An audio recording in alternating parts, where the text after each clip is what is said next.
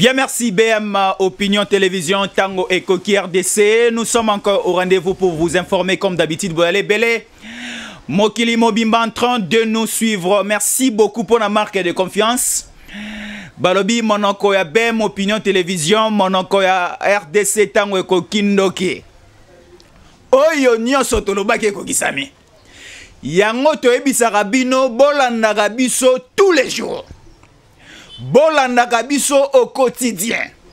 Bolandaka biso à chaque minute parce que ici, na Tango Ekoki RDC, na BM Opinion Télévision, bokozwa basango oyo même nano bimite mais biso toza déjà na yango. Parce que biso tokotaka na couloir, toza na ba fibre optique, toza na ba onde oyo e la biso basango.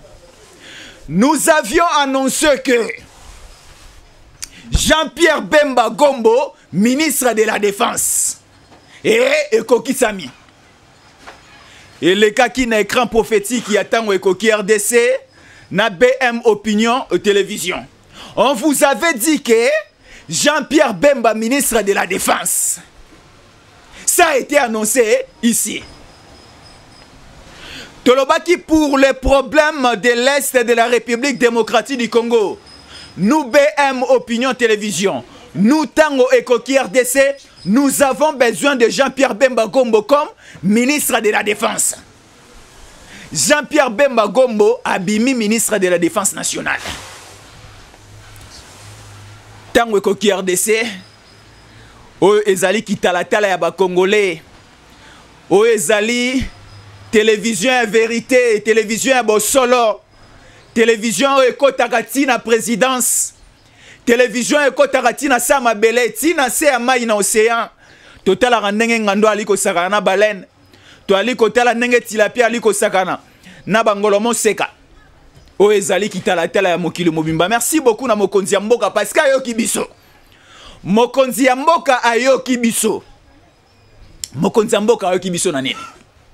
Tolobaki Jean-Pierre Bemba Gombo, ministre de la Défense, Yewana Bimi. Tosenga Kibino Peter Kazadi, ministre intérieur.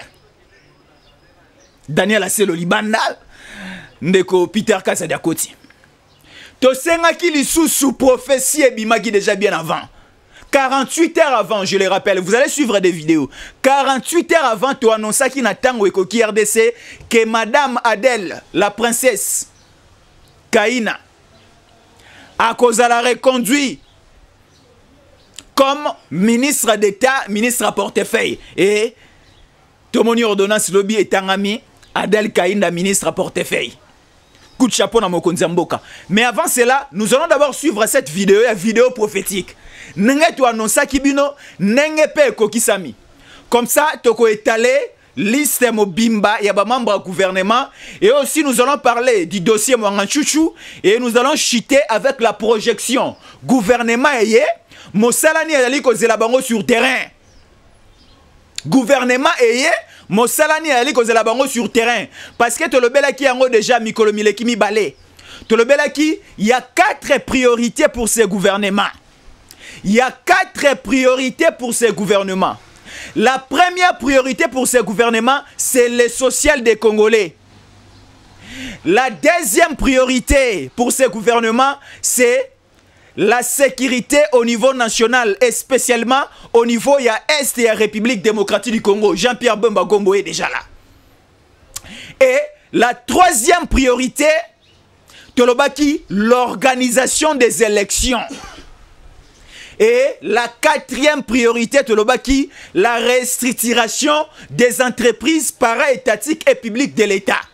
Adel Kaina Maïna Zadejawana. Pour la restructuration des entreprises publiques de l'État. Nous voyons l'ONATRA, nous voyons l'OGFREM, nous voyons l'OCC, nous voyons toutes les entreprises de l'État. Et ça, beaucoup, il y a Adel Kaina Bomona Bikamu ici, les réformes presque partout. Suivons d'abord cet écran prophétique, comme ça nous allons revenir après. On nous dit du côté du ministère de la Défense, nous avons besoin de Jean-Pierre Bemba Gombo. Jean-Pierre Bemba Gombo, ministre de la Défense nationale et des anciens combattants. Jean-Pierre Bemba, ministre de la Défense nationale et des anciens combattants. Tolingi lisusu ba autorité morale, ba président, ba parti politique, ba délégué batute. Pour les comptes, il y a MLC, nous avons besoin de Jean-Pierre Bemba. Continue la biso lisusu, ba membre du parti politique naote. Vous-même, Jean-Pierre Bemba, ministre de la Défense nationale et des anciens combattants. Yomoko Jean-Pierre Bemba, nous avons besoin de toi. Nous avons besoin de votre technicité. Nous avons besoin de votre expérience. Nous avons besoin de votre sagesse. Nous avons besoin de votre intelligence, Jean-Pierre Bemba Gombo. Ministre de la Défense nationale et des anciens combattants, Jean-Pierre Bemba Gombo, Yemoko. Pour le compte, il y a Union Sacrée MLC. Tolingi Jean-Pierre Bemba Yaka Yomoko Sikoyo. Délégué sous Batute, délégué Liboso, nous avons besoin de vous. Papa Nabiso Jean-Pierre Bemba Gombo, ancien vice-président de la République chargé de l'économie et des finances. C'est le ministère à portefeuille l'organisation, le fonctionnement, les structures, ainsi de suite, les réformes, ainsi de... Donc, tout ce qui concerne les entreprises étatiques et para-étatiques, et dans la charge, il y a ministère, il y a portefeuille. Alors, on a remarqué que dans le gouvernement Samalukonde, il y a une dame qui a bien travaillé à rendre un bon service à l'État. C'est Madame Adèle Kaina. Madame Adèle Kaina, c'est une grande dame. Nous avons besoin aussi de son intelligence. Motomosu Souté, bas délégué pour Moutuya parti politique n'a été. Nous avons besoin uniquement de Madame Adèle Kaina. Voilà, merci beaucoup à notre réalisateur Rabi Bango. Voici qu'on aurait proposé biso cette vidéo et les cas qui déjà dans nos programmes, c'était au niveau des Tango Ekoki RDC et chez BM Opinion Télévision. Tu annonces Kibino bien avant, 48 heures avant, que Madame la porte-parole du président de la République, Tina, avant qu'il ait annoncé, biso ici tu annonces qui? Parce que biso toza bato couloir, toza na fibre optique na biso et même la biso rapidement information avant que bato belé baeba. Et si tu le baki yango bien avant, bo tu ko découvrir yango. Alors, la liste complète est déjà là à notre disposition. Félix Antoine Tshisekedi Tshilombo a réaménagé ce vendredi 24 mars l'équipe gouvernementale. Le premier ministre, c'est Jean-Michel Samalukonde qui est retenu na poste naye. Et nous continuons. Jean-Pierre Bemba Gombo est nommé vice-premier ministre, ministre de la Défense. Vital Kamerhe, vice-premier ministre, ministre de l'économie. Peter Kazadi, vice-premier ministre, ministre de l'Intérieur. Antipas Moussanamuisi, vice-premier ministre, ministre d'État, non, Moussa Namuisi, c'est un ministre d'État d'intégration nationale. Jean-Claude Kaboulo, Mwana Kaboulo, prend la direction du ministère des Sports. Voilà. Nous allons maintenant vous citer tous les noms. Il y a Bandeko Obazali retenu comme vice-premier ministre. Ministre d'État et vice-ministre. Voilà, nous sommes déjà là. Le vice-premier ministre, nous avons le vice-premier ministre, ministre de l'Intérieur et Sécurité et Affaires coutumières. C'est Peter Kazadi Kankonde. Et vice-premier ministre, ministre de la Défense nationale, c'est Jean-Pierre Bemba Gombo. Vice-premier ministre, ministre de l'économie nationale, c'est Vital Kamerhe. Vice-premier ministre, ministre des Affaires étrangères et francophonie, Christophe Lutundula. Vice-premier ministre, ministre de la fonction publique et modernisation et administration et l'innovation du service public, c'est Jean-Pierre Liaou Eboa. Jean-Pierre Bemba Gombo, donc c'est ça, a été nommé comme ministre de la Défense. Ministre d'État, suivez-nous maintenant. Ministre d'État, ministre de l'Environnement et du Développement durable, Eve Bazaïba a gardé toujours place na ye. Il y a ministre, il y a environnement, mais à Kitima Mouké, Azalaki vice-premier ministre, à Longwe vice-premier ministre, a commis ministre d'État. Voilà une précision de taille. Encore, nous sommes là. Ministre d'État, ministre de la Justice et garde de Sceaux, Rose Mutombo Kiese.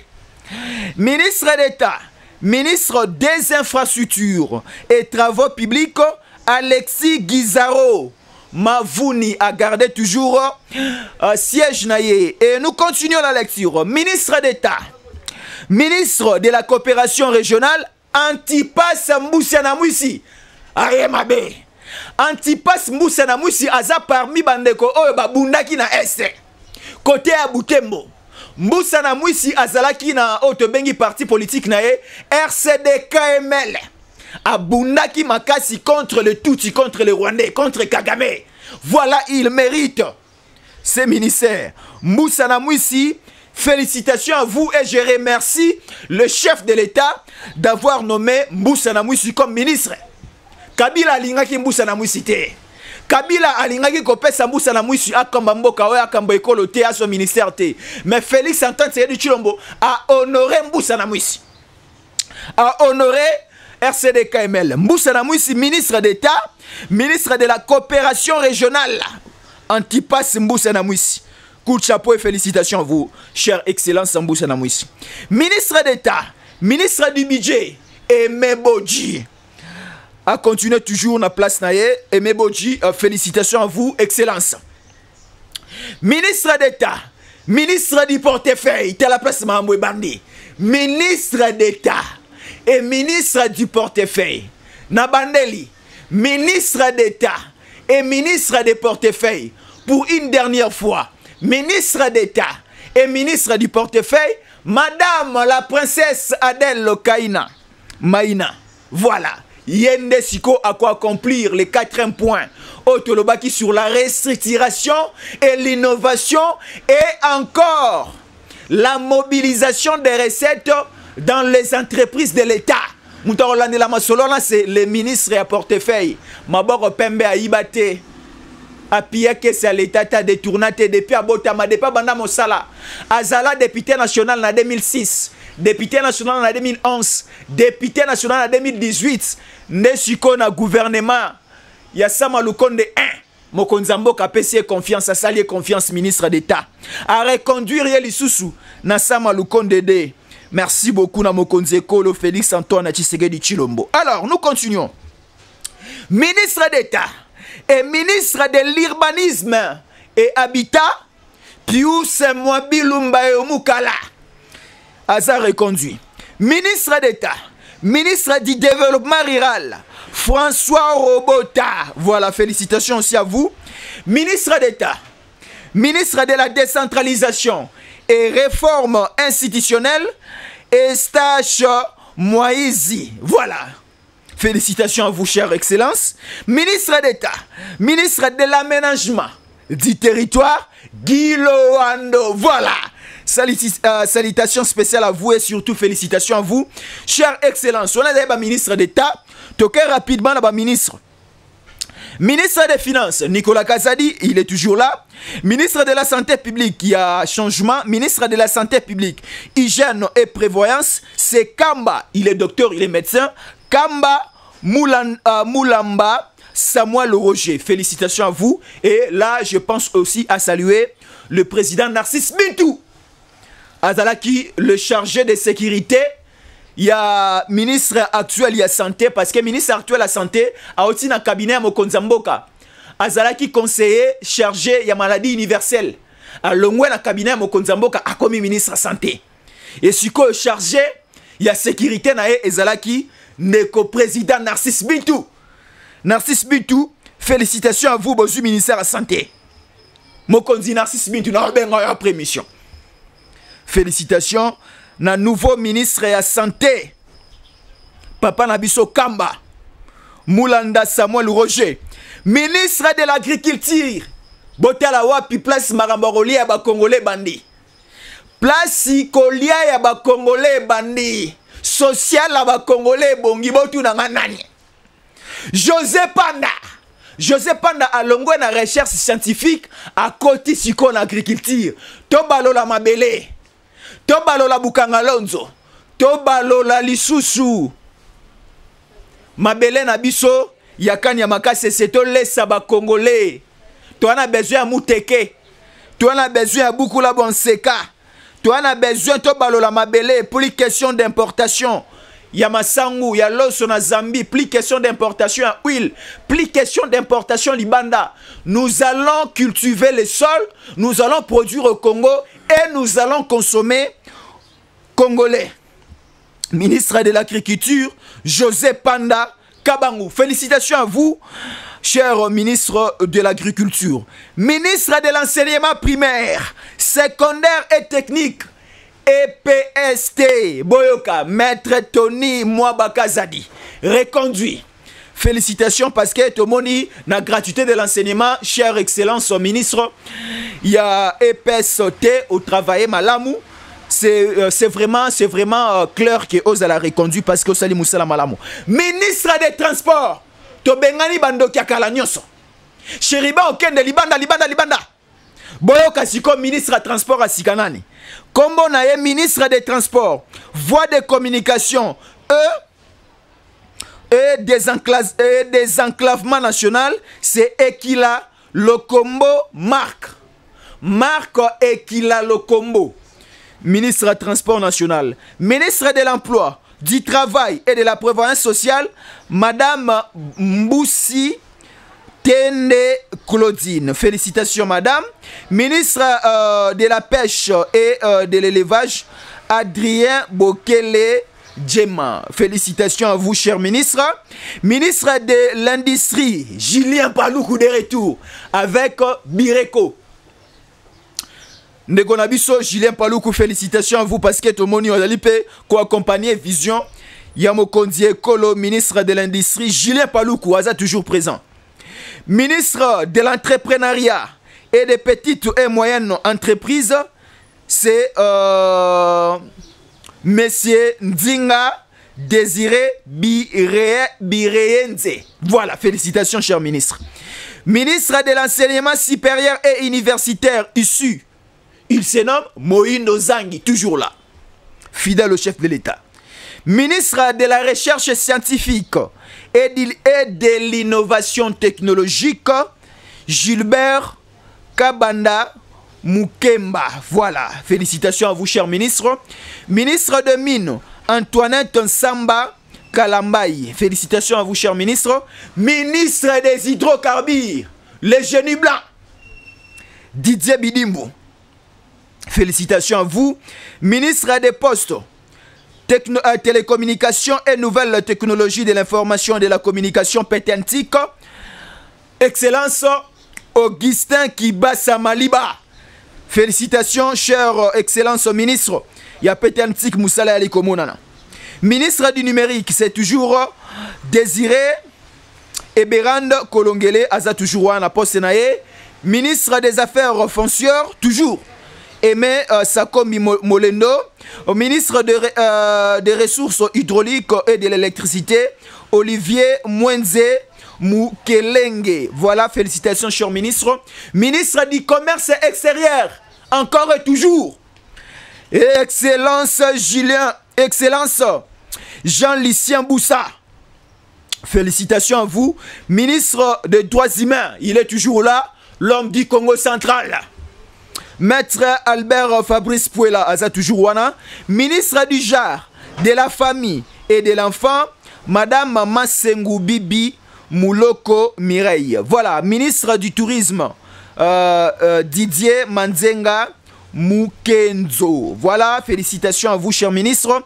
Ministre de la communication des médias, porte-parole du gouvernement, c'est Patrick Mouyaya Katamboué. Félicitations à vous. Ministre des Affaires sociales, des actions humanitaires et de la solidarité nationale, Modeste Moutinga. Il est toujours là dans son poste. Ministre de la formation professionnelle et de métier, c'est Antoinette Kipoulou. Voilà. Équipe gouvernementale et Bimi. Tomoni Vital Kamera Koti comme ministre. Il y a économie, Toboni. papa Nabiso Jean-Pierre Bemba Gombo à côté comme ministre il y a défense Tomoni Kabulo Mwana Kabulo, un journaliste de la RTNC expérimenté en matière de sport. Là, personne ne va nier ce que nous sommes en train de dire. Kabulo Mwana Kabulo a une réputation nationale et une réputation africaine en matière de football et en matière de sport, pas simplement le football. Kabulo a ébi football, a ébi basketball, a ébi volleyball, a ébi sport mobimba. Et c'est lui qui est maintenant le numéro 1 en matière de sport dans la République démocratique du Congo. Toane Sengo. Toane Sengo parce que Léopard football et pambolami. Léopard basketball et pambolami. Mi bien kalabakei. Bao baaki na mo pepe amabe. Baaki na détournement. Moto wapia boy nani. Bakole. Martin Bakole. Aye awa chema kelele. Ministre ya kala boyake na banque centrale babimisi $100,000 sans même fouiller les dossiers ba pesi Martin Bakole. Mais Kabulo mwana Kabulo osala mambwana ti. Kabulo mwana Kabulo, nous vous faisons confiance. Alors ko décevoir bisoté. Kabulo mwana Kabulo, nous vous faisons confiance. Ko décevoir bisoté. Kabulo mwana Kabulo, nous avons confiance à Kabulo mwana Kabulo. Parce que parcours ya Kabulo mwana Kabulo, il n'y a pas à discuter. Mais parcours à Bandero Moussou Baoutio le Kawana, il y a discuter. Kabulo mwana Kabulo, ministre ya sport, te reçoit Kano Oyo. Kano Oyo, cette fois-ci te reçoit avec Kabulo mwana Kabulo. Tolingi restriction au niveau de la FECOFA. Équipe Nabiso à football ou en a total en a malam. Baloko est bien, ba professionnel est bien, entraîneur est bien. Toi na posa ibenga zonga. Kabulo mwana Kabulo pesez de votre poids ibenge azonga. Na kosi boboy bo répondre ngai. Jean-Pierre Bemba Gombo ministre de la défense na senga kiango awa. Na loba kiango awa. Soki to koti na commentaire allez tapez sur YouTube au Betty BM Opinion Télévision. Au Luki l'émission là où on a écrit Félix Antoine Tshisekedi Tshilombo a signé un coup à la primature et au niveau de la défense, Jean-Pierre Bemba Gombo. Au monde, on a un commentaire, bande que belé, ba féliciter mon konzambo kapo a zui Jean-Pierre Bemba Gombo a Tchewana. Suivons d'abord cette petite vidéo et cette vidéo est à moi kala. Bota la nenge Jean-Pierre Bemba Gombo anteni na terrain na Zamba, wana est. Azo coaché, azo loba. Donc Jean-Pierre Bemba Gombo, ministre de la Défense, Rwanda est poli. Rwanda bozui 716, 7 plus, 7 billets continue à match. Ce n'est pas une chose facile, mais avec Jean-Pierre Bemba Gombo, Rwanda est poli. Kagame Asili Mayele, Kagame Beli Liboma, ba M23 ba Kimi Bunagana, ba Kimi Masisi, ba RDF, ba CNDP. Bango nyonso bazalaki likolo la bangomba ba Rubaya. Na bangomba ba Kilimanjaro, na bangomba kote kuna ya ba Ituri, ba Kimi bango nyonso ba Kodeko. Balobi elombe mobali ya ye. Oyo azana sima Félix Antoine Tshisekedi Tshilombo botu na nganani Jean-Pierre Bemba Gombo. Alobi cette fois-ci ou jamais. Jean-Pierre Bemba Gombo alobi a causa la sima Tshisekedi. A ko soutenir Tshisekedi à 100%. A causa la mosala pona tomona este wana kimezonga. Suivons d'abord cette image et l'homme mobile Jean-Pierre Bemba Gombo la terrain en tenue militaire. En tenue militaire, Jean-Pierre Bemba Gombo na terrain. Donc, ils ont l'engissé déjà. Kagame, ils ont l'engissé James Kabarebe. Tout le monde a une image comme ça, nous allons revenir. Cette démocratie déjà. Oh, azul bateau qui mboka. Nana cheki chef d'état-major rwandais. Kabila te. James Kabarebe nani. Chef d'état-major. On est normal, bulo ba congolais. Chef d'état-major à la rwandais. Nana pesa qui armée na biso na mboka ba rwandais nani. Et ça est Kabila. Si quoi, ça faut ça, Ono, Rwanda, Uganda, invasion, vous voulez m'emporter la mboka la biso. Comment la mboka wapi? Parce que la pose la mboka la biso, c'est pas la mboka la bango. Et puis on a dit comment on a côté que jamais mboka la ngai. Jamais la côté que mboka la ngai.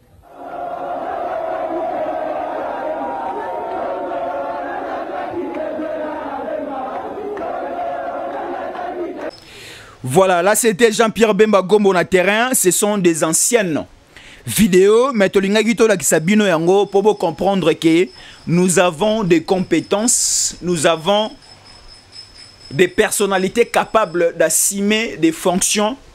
Oyo egoyi kosunga mboka na biso kende liboso Jean-Pierre Bemba Gombo na senga ki Jean-Pierre Bemba Gombo bapesa ki MLC ministère wana ya défense na lobaki Jean-Pierre Bemba Gombo pardon papa na ngai kotinda délégué te koloba te ke ono na zumu tuna parti politique na nga na tindi akende ko représenter nga kuna azala ministre ya défense na baki papa Jean-Pierre Bemba Gombo pardon papa Jean-Pierre Bemba Gombo abengi ngai na téléphone na lobi mwana nga na yoki yo Jean-Pierre Bemba lobi mwana nga na yoki yo na rotinda komba mutu te ngai moko na ndimi devant mokonzi mboka Félix Antoine Tshisekedi Tshilombo na kozala ministre de défense et na moni papa na nga o respecter maloba oyo oyebisaki ngai ke orotinda délégué te orotinda kombo ya muta parti politique na yo te yo moko lelo ondimi cette fois-ci ozala ministre de défense et sali biso esengo alors kota na Masisi kota na Rubaya kota na Kanyabayonga kota na Sake kota na Beni territoire na Beni ville kota kuna na Bunagana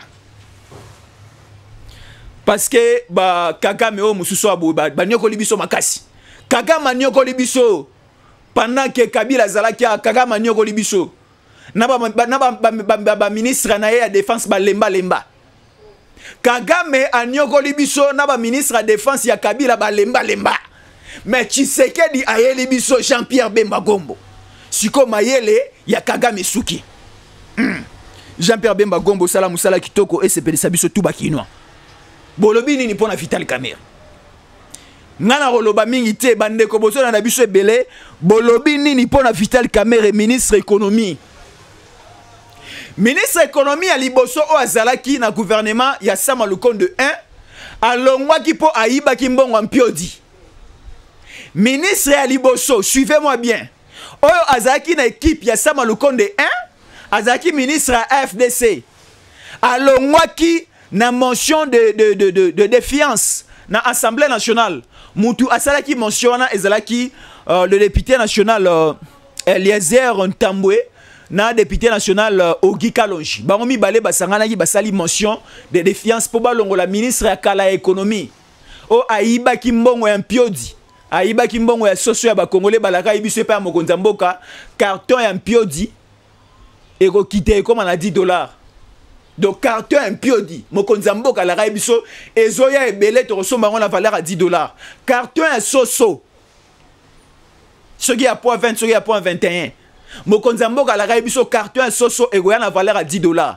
mosolo na kesa l'été bimagi ba pesi ministre économie ako sala ambiance na Namibie. Mais si quoi si Vital Kamerhe place wana Vital Kamerhe yo kanenge ba congolais bazoloba yo za congolais zo na biso na Kisasa ozola na biso na Sud Kivu na Nord Kivu ozola na biso na Poto na Belgique na France na Allemagne olobi nini pour la nomination ya Jean-Pierre ya nani ya Vital Kamerhe ministre économie. Vital Kamerhe est un homme politique très intelligent a ba capacité makasi to bossa na nyonso ya kala bandeko na ngai to bossa na nyonso ya kala to bossa na nyonso ya kala ya ba Jamal to bossa na nyonso ya kala lekai na prison ya makala to bossa na to limbisana ezalo kwa libala ya mwasi na mobali kabonaki pona kaya infidélité bazongi babossa na nyonso na bolingo soki déjà bozongani bokomi déjà ko vivre ensemble mabe ya kala tsikali ya kala ezalo ko le retoubele panzambe soko tubele panzambe nzamba bosani. Alors nous aussi les Congolais essayons d'oublier ma benyo sur les gars qui n'a procès à Vital Kamerhe parce que yewana justice congolaise a eu que c'était des erreurs. Kamerhe a innocent. Kamerhe siko azubo konji. Kamerhe vice-premier ministre. Donc après ça Malukonde yé. Après ça Malukonde Jean-Pierre Bemba. Après ça Malukonde Peter Kazadi. Baza bango touana.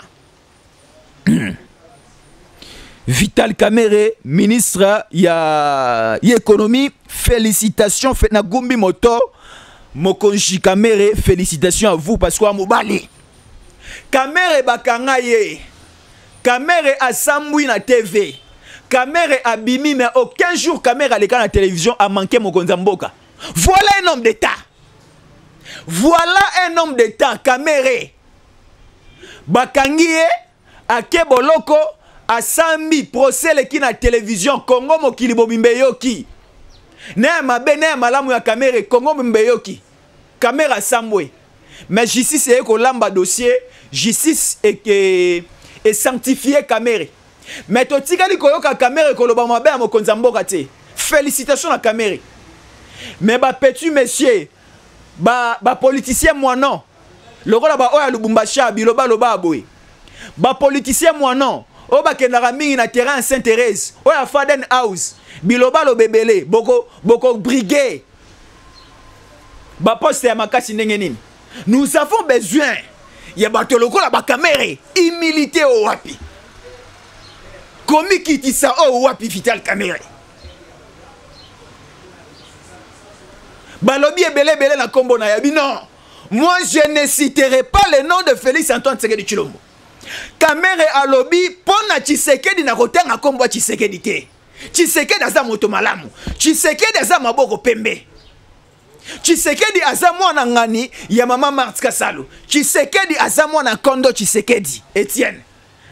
Félix Antoine Tshisekedi Tshilombo c'est un bon chef. Donc il ne faut pas mettre ces dossiers 100 jours sur les épaules de Tshisekedi. Wana Kamera Zoloba. Bobi Misa Tshisekedi na dossier 100 jours. Tshisekedi aimi marambo te. Il faut aller poursuivre Kamera. Kamera lobi bolandela ndengai. Bolandela Tshisekedi te. Tshisekedi aza maboko pembe. Tshisekedi aza mwana nzambe. Tshisekedi aza motinda mina nkolo po na Kongo yo. Kamera politesse ya Kamera. Reconnaissance ya Kamere, mayele ya Kamere, respect ya Kamere o aza nango devant mokonzi ekolo. Na mayenyo so yaki Kamera ko yaki te. Kamere mayele na ye ebunga kite. Kamera zaki na maîtrise. Est-ce que boyoka ki na monoko ya Kamere atali loba moko ya mabe o ebimaki pa na ye envers mokonzi mboka? Non. Kamere mérite cette place. Kamere mérite cette place. Ce qui peut te lali le lobby to la mouki Kamera comme premier ministre, oui, moi je vais accepter, je vais encourager. Lelo na rola na kimia. Lelo na rola na kimia parce que princesse Adèle, ministre d'État, ministre à portefeuille. Ba entreprise nyo sur l'État et Koufaki, aujourd'hui SNCC, aujourd'hui Onatra, aujourd'hui OGFREM, aujourd'hui OCC, aujourd'hui ba entreprise tout ya l'État. Ba lac, ba entreprise tout ya l'État na likoloba, je précise bien. Et Koufaki na régime à 18 ans. Régime à 18 ans et ba na économie ba DG, ba DGDA. Régime à 18 ans ba na économie ba PCA, ba miyibi na ba miyibi. Ba DG nyonso oyo régime à 18 ans et tiana onatra ba yako boma onatra. Ba DG nyonso na ba DGA oyo régime à 18 ans et tiana OGFREM ba miyibi ba yako bomande OGFREM. Ba DG nyonso oyo ba tia na DGRAD na DGI tout. Ya régime à 18 ans ba miyibi na ba miyibi. Tomoni avec Félix Antoine Tshisekedi Tshilombo. Quand on recota na eboye atie Barnabé. Botu nanga Barnabé zanani. Barnabé c'est le DG à DGI. Tomoni hausse des recettes. DGI est comme poumon. Y économie na biso. DGI est comme okotsa mosolo ebele. DGRA des okotsa mosolo ebele. Maximisation des recettes. Na DGI, na DGRAD, na DGDA, na ba entreprise tout à l'État. C'est aussi grâce à madame la princesse Adèle Maïna. Asali Moussala Makasi. Et belé pe ezali kozela ya kosala et alaki mo konjia moka Félix Antoine Tshisekedi Tshilombo akosala ebele. Madame ma princesse Adèle. Moi Nzambe. Moi Nkolo. Tango Nzambe asali mobali. Tango Nzambe asali mobali asali Adam. Alalisi Adam pongi ya momuke. Azui na koti ya Adam abimisi Adèle Kaina. Abimisi Adèle Kaina princesse. Dans moto abimana mopandi. La seule femme o Nzamba sana mokili. c'était Ève Adèle, princesse. Talanenga alikosala exploit avec Tshisekedi. Tosepeli makasi, procès Mwanga Chuchu. Pas d'influence extérieure. Pas d'influence extérieure avec Mwanga Chuchu. Sarkozy, sokoyaki tourisme, oui. Sarkozy, soki oaki kotambola hôtel mosala o Tshisekedi alikosala na Kisasa, oui, merci. Sarkozy, soki oaki na Kisasa, po omona palais de la culture au Tshisekedi ali kotonga sur Triomphal en face ya palais du peuple wana te betelo maboko. Sarkozy soko yaki na Kisasa po otala ndenge nzela ya elenge sa au Tshisekedi ali kosala wana te betelo maboko. Sarkozy soki oyaki na Kisasa otala ndenge banzela ali kotonga na Kisasa oke na Kabinda oke na Sayo oke na Shaba Kisasa mobimbe komi chantier avec les projets Chile Gelou. Soki Sarkozy, l'ancien président français, Soki Oayi Rotala, Bikam Wishi Oyo, Tshisekedi ali kosala na Kisasa, Soki Oayi Rotala yango ça va. Mais Soki Oyaki pona dossier à Mwanga Chuchu, pardon zonga na yo. Soki Oyaki pona dossier à Mwanga Chuchu, pardon tika dossier wana. Tika dossier wana ezana maboko bazuzi. Tika dossier à Mwanga Chuchu Sarkozy. Tika dossier à Mwanga Chuchu. En France. Il y avait une mention de censure au niveau de la France où l'Assemblée nationale française et comment il faut poursuivre l'exécutif au niveau de la France. C'est là qui mention de censure et le Parlement a voté contre cette motion. Allez suivre la situation politique chez vous. Oyo à l'époque de Jacques Chirac, tout le monde a voté à l'époque de Jacques Chirac. Et Jacques Chirac a eu le deuxième mandat grâce à ces magouilles électorales et les cas au Batoubakoufo Bavota. Alors allez d'abord suivre la situation de la France. Sarkozy. Sarkozy Obama Kadhafi na Libye. Sarkozy Obama Kadhafi na Libye. Kendena nous kosenga pardon et pas ba Libyen. Kende na Tripoli, capitale ya Libye. Kende rosenga ba Libyen, pardon. Koya na Kisasa te, oya kwa mbriye biso avec les procès Mwanga Chuchu. Mwanga Chuchu azana maboko. Vous serez gâtés avec des informations parce que Bossel Arabi so confiance ono sur loba ekokisama. Te ekokisamaka. Na lobara monoko ya BM Opinion Télévision. Monoko ya Stéphane Balamwange. Tango ekoki RDC. Monoko ya Nganga. Oyo nyonso lobara ekokisamaka. Alobaki Adela Rozonga Zongi. Alobaki Boye Kokisami. Alobaki dossier. Ya Vital Kamerhe Kokisami. Alobi dossier. Ya Jean-Pierre Bemba Gombe Kokisamaki. Merci Toko Minasuka. Restez nous toujours fidèles. Merci.